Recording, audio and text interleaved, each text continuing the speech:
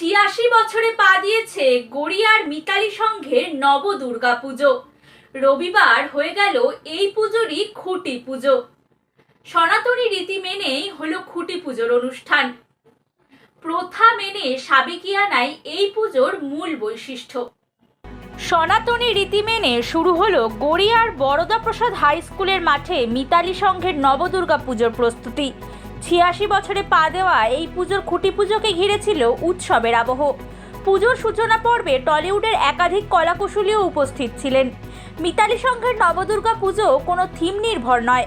উদ্যোক্তাদের দাবি, পুরো পুজোটি সনাতনী রীতি ও ঐতিহ্য মেনে হয়।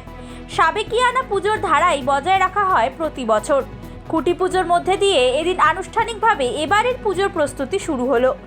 নবদুর্গার সম্পাদক নন্দকিশোর সিংহ জানান, ৮৬ বছর ধরে এই পুজো হয়ে আসছে। খুঁটি পুজোর মাধ্যমে সাধারণ মানুষকে এবারের পুজোর সূচনার বার্তা দেওয়া হলো।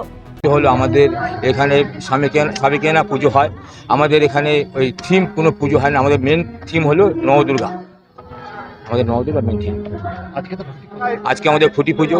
আমাদের একটা ছোট কালচার প্রোগ্রাম নেওয়া হয়েছে।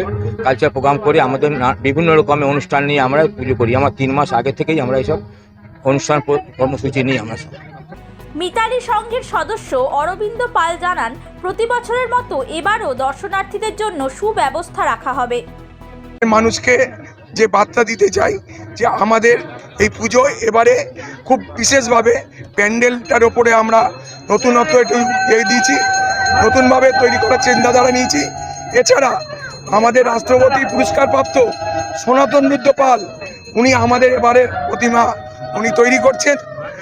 মিতালি সংঘ ক্লাবের সভাপতি বসন্ত শেঠিয়া তার কথায়, এই পুজো কোনো থিম বেসড নয়, এটা 100% সনাতনী পুজো।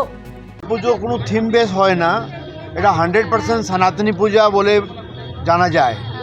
আর আমাদের কোনো থিম থাকে না, ট্র্যাডিশনাল পুজো যাকে বলি ওর সম্মানটা নিয়ে নবদুর্গা পুজো করা যায়।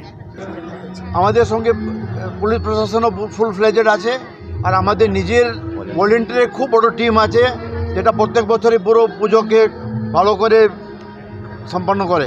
ডেফিনেটলি আজ থেকে শুরু হয়ে গেল, খুঁটি পুজো মানেই হলো এটা। উদ্যোক্তাদের পক্ষ থেকে জানানো হয়েছে, পুজোর প্রস্তুতি শুধু খুঁটি পুজো থেকেই নয়, প্রায় 3 মাস আগে থেকেই শুরু হয়। বিভিন্ন সাংস্কৃতিক অনুষ্ঠান ও কর্মসূচির মাধ্যমে পুজোর আয়োজন এগিয়ে নিয়ে যাওয়া হয়। এদিনও ছোট সাংস্কৃতিক অনুষ্ঠানের আয়োজন করা হয়েছিল। দক্ষিণ 24 পরগনার গড়িয়া থেকে শশাঙ্ক মণ্ডলের রিপোর্ট, হিন্দুস্তান নিউজ পয়েন্ট।